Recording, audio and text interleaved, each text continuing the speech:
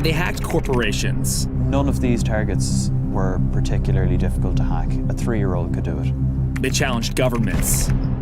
Any method of disruption at any cost, any means necessary. They wanted to change the world. History was being made. How do you not get involved in it? But after a series of arrests and an informant on the inside... I was arrested when I was 16 years old. Police broke down the front door, handcuffed me in my bed. Who is anonymous now?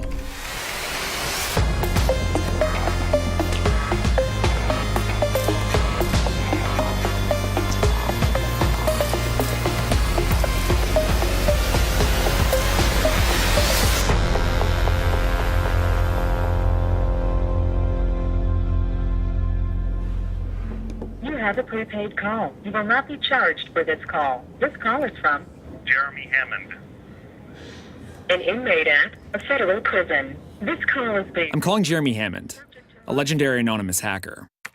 Hammond is serving a 10-year prison sentence for hacking a private intelligence firm. Yo, what up, how you doing? Jeremy, how you doing? It's Ben. It's all good. Early morning, drinking coffee.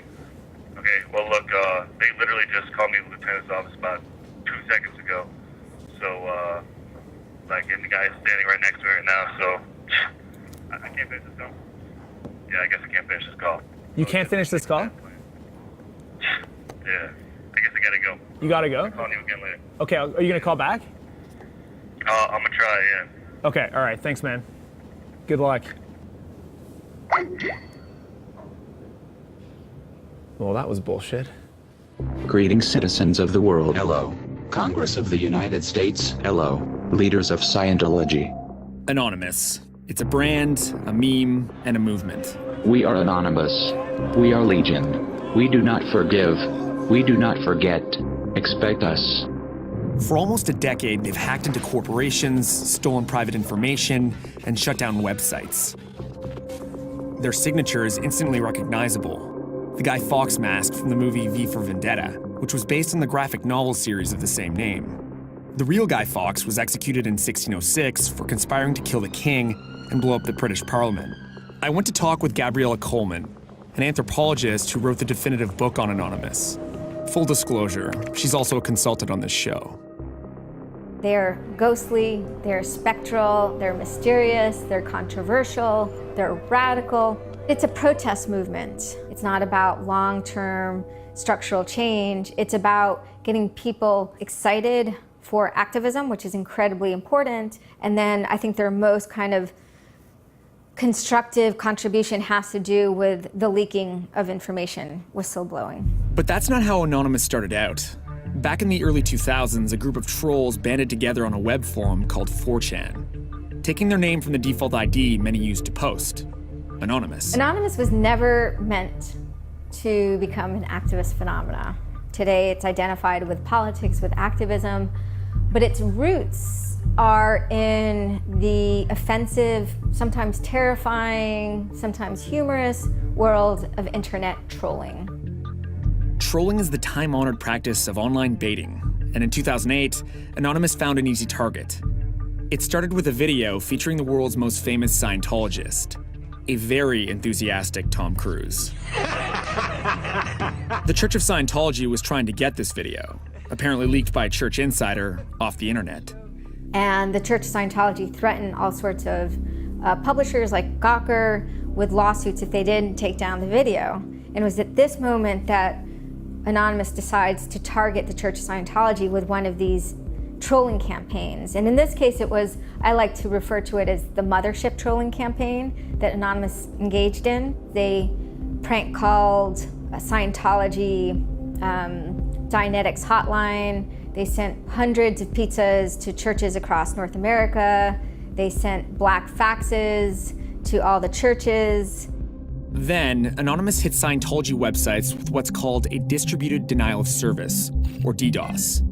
A DDoS attack floods a website with so much traffic that it crashes. When the attack stops, the site can come back up without any permanent damage.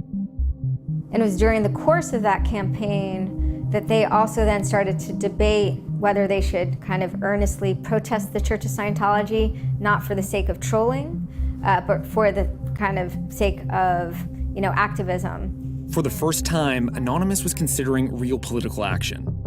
And then came a fateful step. The collective called for a worldwide street protest against Scientology, and thousands actually showed up. Anonymous's next big op was just as political. It morphed from an anti-copyright movement into a massive campaign to defend WikiLeaks and its founder, Julian Assange. In November 2010, WikiLeaks began publishing a trove of leaked diplomatic cables, classified dispatches between American embassies and the State Department. Visa, MasterCard, and PayPal stopped processing donations to WikiLeaks. Anonymous struck back with what they called a payback.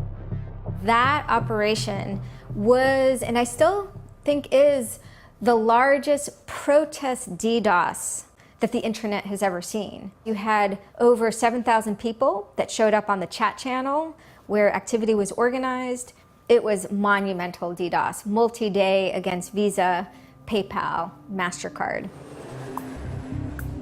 Op Payback put Anonymous on the world stage and put them on the FBI's radar.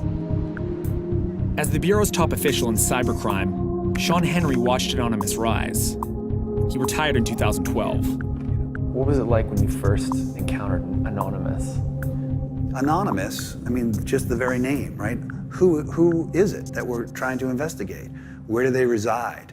Who do they associate with? This is a group that's been widely dispersed around the country and has been pretty good about keeping themselves off the grid as individuals. What about what they actually do? Because a lot of it's just like a DDoS attack. Is that really all that bad? We're seeing a new form of social protest, and that is people taking advantage of their technical skills to object in a loud sort of way to social and political practices that they deem objectionable. I mean, a lot of that activity is illegal under our existing law, and there are authorized ways that people can protest using the network to disrupt organizations or to breach data and to steal it is not one of those ways. By 2011, Anonymous had gone from a fringe group of trolls to a global political force. The collective attacked the websites of repressive governments to support the Arab Spring, took to the streets as part of the Occupy Wall Street movement, and hacked corporations and law enforcement along the way. But to understand who Anonymous is now, I had to meet some of them in person.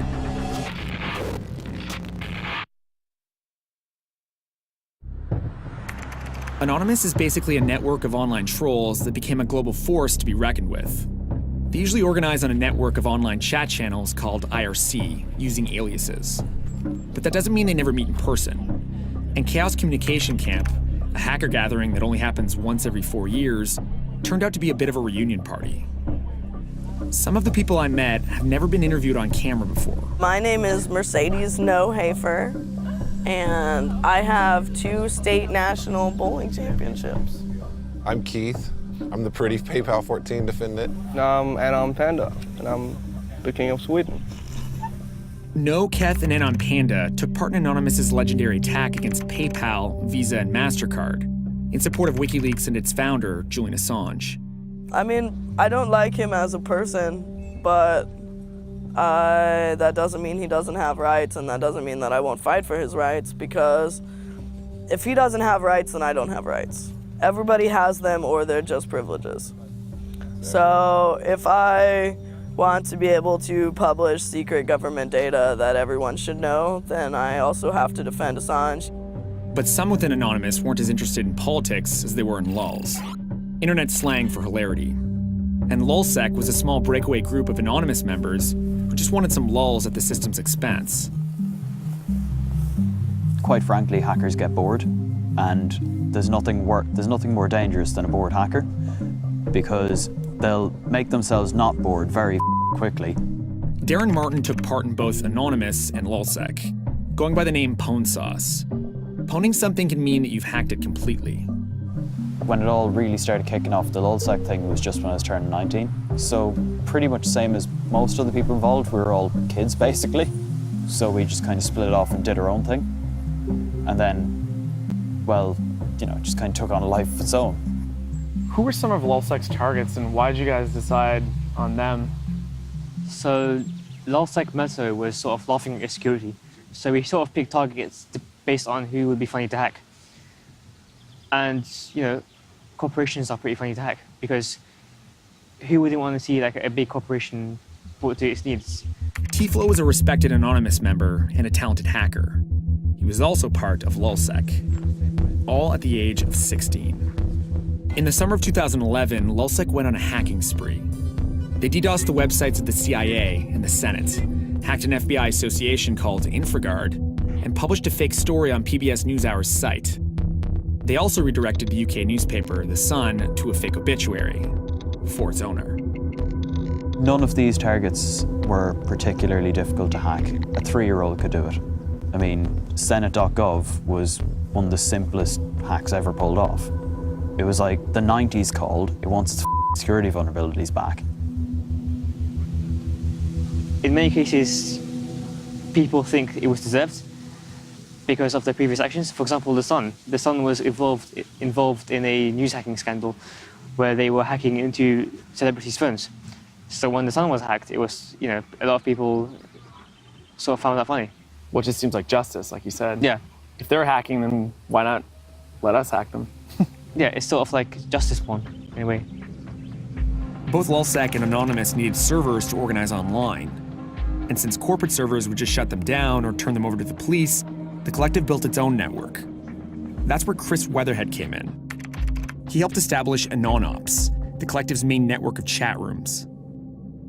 So you ran the servers that Anonymous used for their operations? Yeah, so I ran servers that they used for a few of their operations, probably most notably the ones relating to Operation Payback, the Operation Avenge Assange, stuff in the Arab Spring, like the Operation Tunisia, helping the Tunisian people, Operation Egypt, helping people get back online when Mubarak cut them off. Did you develop pretty close friendships with certain people? None of us knew who anyone else really was.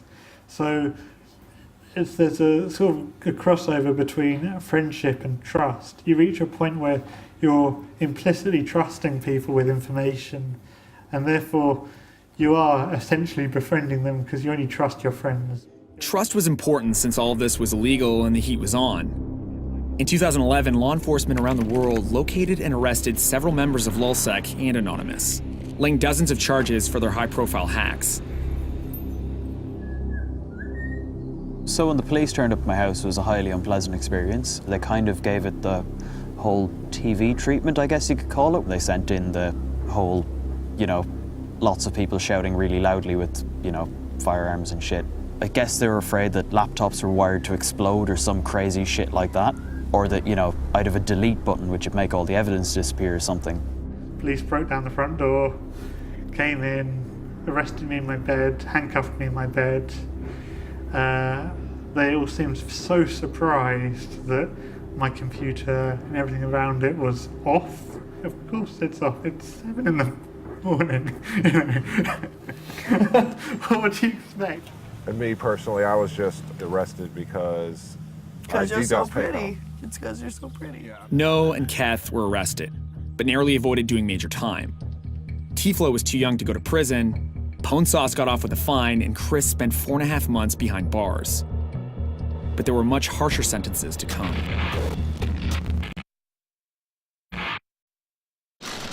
Anonymous was on a roll. That is, until a series of arrests in 2011 and 2012. But for members of the collective, there was more shocking news to come. Many of the arrests were made possible by an informant. Hector Xavier Monsegur, otherwise known as Sabu, was a vocal member of Anonymous and LulzSec. Many considered him a friend. You met Sabu. What was that like? And what was he like? Sabu is such an interesting character. He was really involved in Anonymous. He was very charismatic. His personality online was larger than life. It was why he was so effective as an informant. Some of his peers and colleagues, described him as legend. Why do you think he ratted out his friends and his peers? Sabu was put in a difficult situation. When the FBI showed up at his house, they basically said, look, work for us or we will take your foster kids away from you and away from your family entirely. And he took the deal that was given to him and started almost immediately to work for the FBI. Sabu not only led the FBI to LulzSec, but to one of Anonymous's most brilliant hackers, 27-year-old named Jeremy Hammond. Hammond was the real deal, a radical anarchist as active in the streets as he was online. A hacktivist way before Anonymous was even a thing. And we believe that the internet is a powerful new medium where just a handful of people in small groups, just by shifting data around in the right directions, can make big changes and big damage. Any method of disruption at any cost, any means necessary. Hammond helped launch Op Antisec, which targeted police departments and what he calls the national security complex. Sabu was also a major player in Antisec, all while working for the FBI. With the feds watching his every move, Sabu introduced Hammond to a hacker who had found a way into Stratfor, a massive global intelligence firm. Hammond then hacked Stratfor, stealing thousands of credit card numbers and millions of emails.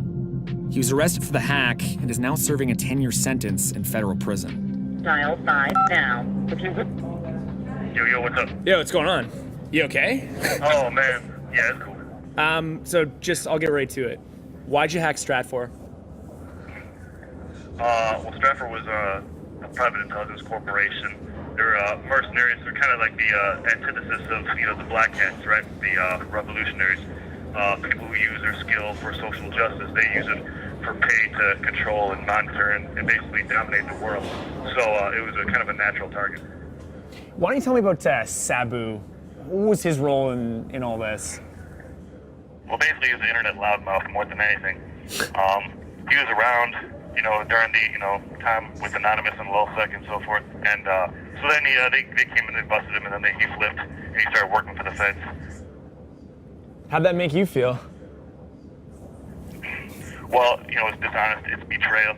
He chose to side with the enemy. The feds, the white hats, the NSAs of the world. To not only turn over his friends that he was working with, but he also sabotaged the movement at the time. The people that he was working with, were now under monitoring. I mean, he basically got a bunch of kids arrested. And, if Sabu would have held his ground, I think we would have continued on.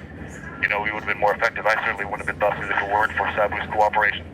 I asked Sabu to tell his side of the story, but he declined to talk to me on the record. After Hammond hacked Stratfor, he leaked the company's emails to WikiLeaks. The emails revealed Stratfor had monitored activists worldwide. WikiLeaks begins its release of 5,000 emails documenting the private lives and private lies of private spies. But one question still remains. This whole time, the FBI had an informant. So why did it let Stratfor get hacked? The FBI could have done something about that. They could have prevented all this damage from happening. But no, they were more interested in trapping people and, ensnaring people and doing things. While they could have stopped things and done crime prevention, instead they thought, we're going to entrap everyone. I mean, they completely burned Stratfor. And that, the FBI need to have a good look at themselves and go, what moral high horse do we have to stand on when we're using other people as bait? After the high-profile arrests of some of its core members, Anonymous was at a crossroads. But that made some of its hackers more determined than ever.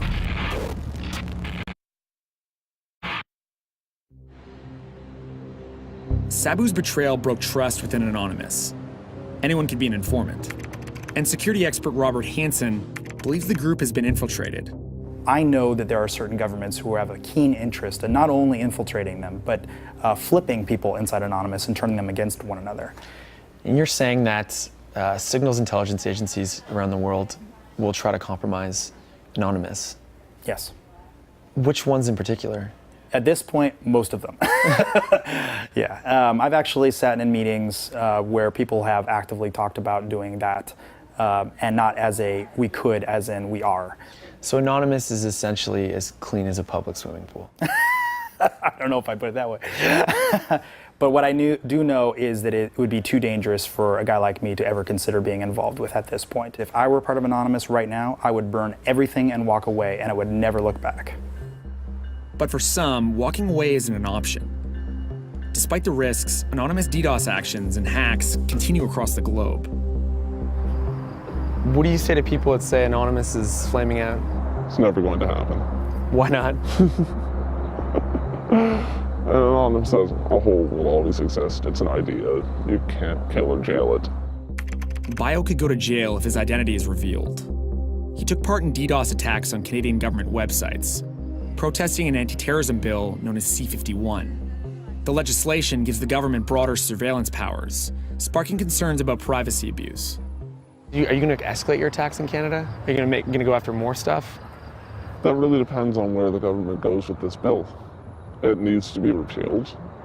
You could be detained indefinitely if you are proclaimed a terrorist. Like myself, for example, I could probably be held indefinitely. As a terrorist? As a terrorist, because I poked a website a few times. And that's about all the damage it does, right?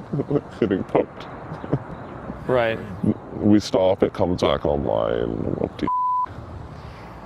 If you put your chances of going to jail in a percentage, what would it be? At this point, pretty high. And when we set out to do this in the first place with cyber privacy, we knew it would end one of two ways. Us in prison, or we'd win. That's that, really. We're not backing down, they're not backing down. When you arrest someone, that doesn't scare them away from it, at least within Anonymous. It just sort of makes them more motivated and sort of more passionate and more angry. If you could go back and do it all again, would you? Would I have had those ideals? Probably. Would I have got involved in Anonymous? Probably. Would I have ended up running servers? Highly likely. Therefore, would I still be in the situation I am now? Very likely. How does this end personally for you? Personally, this doesn't end. This is my life's work at this point. And this ends if they lock me up forever. Other than that, I don't think I'll ever stop. At its best, Anonymous has embarrassed those in power, taunting them, paralyzing them, and spilling their secrets online. As much an idea as a collective, concerted campaigns by law enforcement could weaken and demoralize, but not destroy it. And so, Anonymous lives on.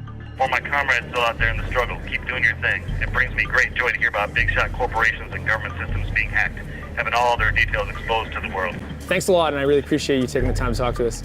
There it is, then. Take it easy.